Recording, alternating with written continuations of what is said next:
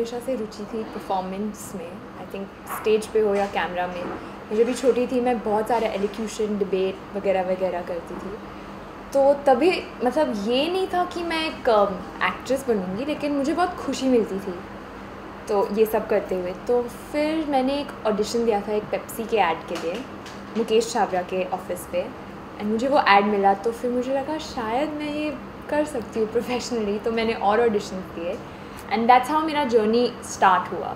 तो ओके, किस तरीके से देखते हैं आप इस जर्नी को?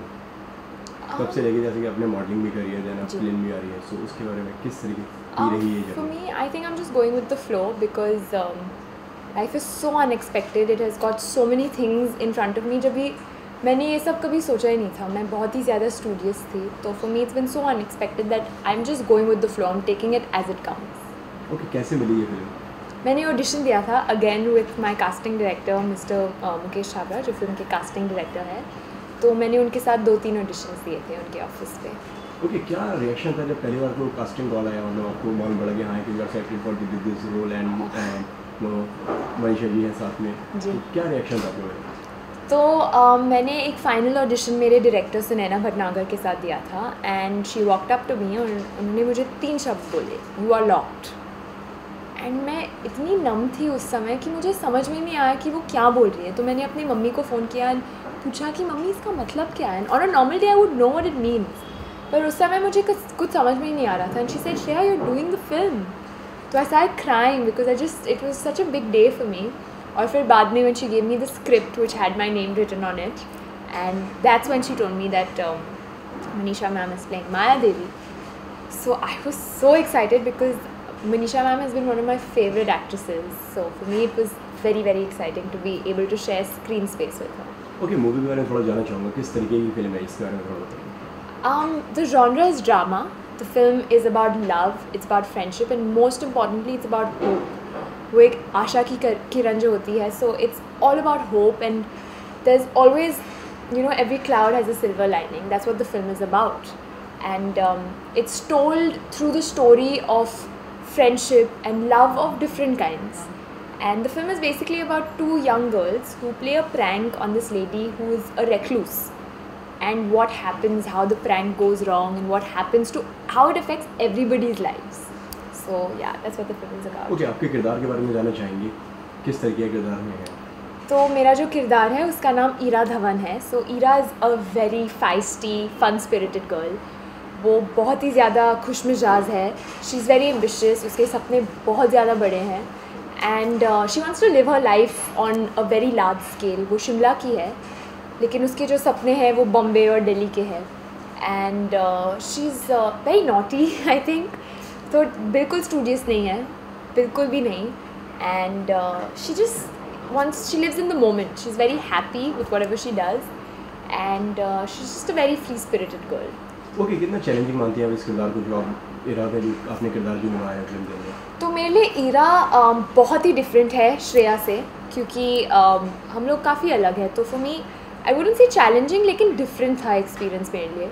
लेकिन जब मैं अपने डायरेक्टर से मिली सुनैना भटनागर, तो उन्होंने मुझे इतना कंफर्टेबल महसूस करवाया, क्योंकि we had workshops and she gave me the freedom to reinvent Ira. जो उन्होंने ईरा बनाया था कैरेक्टर पेपर पे, उन्होंने मुझे ये मौका दिया कि गो एंड री इन्वेंट हर। तो हमने वर्कशॉप्स के through we reached an understanding कि या this is what Ira would do, how would Ira react, and it was quite fun because I was getting to play this girl that I had never been in my life.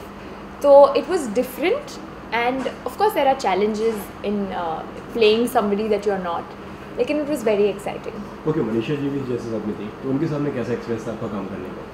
तो मैं जब भी उनसे पहली बार मिली, मैं बहुत ही ज़्यादा नर्वस थी। आई वॉज़ वेरी एक्साइटेड, लेकिन मैं अंदर ही अंदर बहुत डरी हुई थी, क्योंकि I was meeting one of my favourite actresses and I was having my fan girl moment. लेकिन उनसे बात करके she put us to ease completely. She was so sweet and so humble, and she's so inspiring in general. We used to all eat food together in our break and all that. We were like, we almost became like a family. तो उनसे बात करना, उनके साथ बैठना, just like, you know, talking to her, it was a very nice experience, क्योंकि उनसे बहुत सीखने को भी मिला है। You know, she has so much experience, such an inspiring story, and just her focus towards her work is very inspiring. So for me to work with somebody who's a great actress and a great human being was a very big deal. ये सोचा था कभी जैसे कि पहली film आप Bollywood debut करने जा रही हैं और अपना, और पहली फिल्म में आपको मनीषा जी के साथ में काम करने को मिलेगा? I don't think मैंने कभी सोचा ही था that I'd be debuting in Bollywood. Yes, I mean I'd be lying if I said I never thought about it. हमेशा से एक सपना तो था, लेकिन कभी सोचा नहीं था कि मैं कदम लूँगी उस सपने की तरफ. तो जब भी मुझे पता चला, मेरे लिए तो I mean that was only such a big deal कि मैंने कभी ऐसे बैठ के सोचा नहीं था, but for me it was a life changing experience. Okay, और क्या क्या मेमोरीज रही सेट की? बहुत सारे मेमोरीज हैं. मैं एक्चुअली सबसे छोटी थी सेट पे, तो everyone used to treat me really specially. जो माहौल था जो पूरे सेट का था, इट वाज वेरी कंफर्टेबल. कभी ऐसे लगा नहीं कि मैं पहली बार अकेली थी घर से बाहर 2 महीने के लिए. तो everyone made me at ease.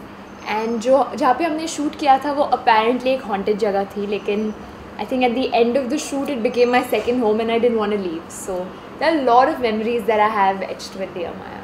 Okay, जैसे कि हमने देखा कि कहीं ना कहीं थोड़े बहुत हॉन्टेड भी है, तो उसके बारे में थोड़ा बताइए कि आप कितना मतलब डर लगता है आपको हॉन्टेड चीज़ों से कि नहीं लगता है? बिल्कुल, मुझे तो अंधेरे से भी बहुत डर लगता है. So I was quite nervous initially. लेकिन वहाँ पे एक्चुअली एक स्टोरी है. मैं शिमला गई थी 1 साल पहले हॉलीडे के लिए अपने माता पिता के साथ, और हम लोग मॉल रोड पे चल रहे थे and we saw this bungalow. तो हम सबको ये बंगलो बहुत ही खूबसूरत लगा है. कोई वहाँ पे रहता नहीं था, तो वी वर जस्ट वंडरिंग कि इतना खूबसूरत बंगला एंड कोई यहाँ पे रहता क्यों नहीं है. So we took pictures of the place because it was so pretty. And 1 साल बाद मैं वहाँ पे शूटिंग कर रही थी उसी बंगलो में. तो मेरे लिए आई थिंक एक तरह का कनेक्ट था. जब मैं पहली बार सेट पे गई, बस एक पॉजिटिव एनर्जी थी. ऐसे कभी कुछ नहीं लगा कि कुछ हॉन्टेड है या स्पिरिट्स है या कुछ भी. It was very very inviting and very comfortable. Okay, Manisha ji के साथ में कैसा कन्वर्सेशन था आपका? Manisha ma'am for me was I respect her lot. तो मैं बहुत डरती थी पहले उनसे बात करने के लिए, लेकिन एक दिन I gathered my self and I went and told her that, ma'am, I love your films. And we had this whole conversation about her films and about movies today, movies back then. So it was a very fun conversation for me because I love watching movies. So it was very interesting. And just in general, we used to, whenever we used to shoot, we used to sit down. I used to just observe her कि वो कितनी calm और composed है पूरे chaos में भी. She was so calm and composed. So for me, I just wanted to imbibe these things from her. Okay, कुछ बताया उन्होंने कि यार कि इसको ऐसे एक्टिंग मत करो, इसको ऐसे बोलो, कुछ सिखाया उन्होंने आपके साइड पे? आई मीन उन्होंने सिखाया तो बहुत है, लेकिन कभी ऐसे नहीं कहा कि ऐसे करो ऐसे मत करो. उन्होंने पूरा मुझे like you know she gave me full independence to do what I wanted to do in this scene which I was acting with her. कभी ऐसे महसूस नहीं कराया कि प्रेशर डाला कि you know you are a new person and she is such a talented actress. So बहुत ही कंफर्टेबल महसूस कराया both Manisha ma'am and my director Sunaina. तो for me it was a very important thing because we were feeding off each other's energies. At least I was feeding off her energy because I think that's the only way that we went ahead. So it was a great experience for me और मुझे बहुत सीखने को मिला because she's such a talented person and she's such a good human being that I think just sitting with her in one room you can just observe her and pick up a lot of things. Okay, set पे सबसे ज़्यादा naughty कौन होता था? जैसे कि हमने देखा कि आपके दोस्त भी हैं और दोनों आप लोग घूम रहे हैं, कुछ कहीं पे हैंग आउट कर रहे हैं, तो सबसे ज़्यादा नॉटी कौन होता था? नॉटी आई थिंक मैं ही थी क्योंकि मैं ईरा बन चुकी थी सेट पे. तो कट के बाद भी मैं ईरा की तरह बात करती थी क्योंकि मुझे मज़ा आ रहा था. मैं कभी ऐसी नहीं थी. I was very studious and I wasn't as naughty as Ira. तो मैं रोज़ मेरे क्रू को बोलती थी. एक शॉट था जहाँ पे मैं चॉकलेट खा रही हूँ, तो मैंने चॉकलेट पहले ही खा लिया and I used to keep ordering chocolates and this and that. So I was very naughty. I used to keep troubling people ऐसे मज़े में like when we were not shooting. And so yeah, I think I was, and I was also the youngest person on set, so it was quite fun actually. I used to get away with everything. आपके favourite अगर scene की बात करें तो सबसे ज़्यादा मज़ा आपको कौन सा शूट करने में आया, कौन सा सीन शूट करने में? I think the climax scene was, besides the climax scene, my first shot, which is also I think the first shot in the film. तो मेरे लिए वो बहुत ही ज़्यादा exciting था क्योंकि there was a kind of realization that you know what you're doing, you're in the right path. Keep doing this, you know, you're in the right direction.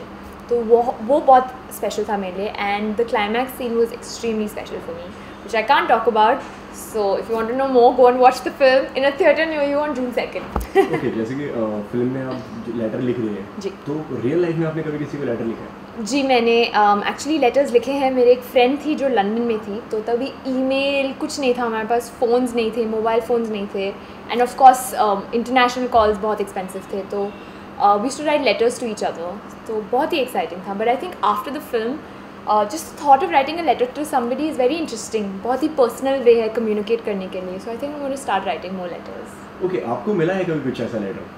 नहीं, actually मुझे कभी एक ऐसा लव लेटर या letter नहीं मिला है except for my friend from London, लेकिन एक दिन पता नहीं कैसे मैंने कबोर्ड खोला अपनी मम्मी का, and I found some letters that my father had written to my mother, so that was very exciting to read.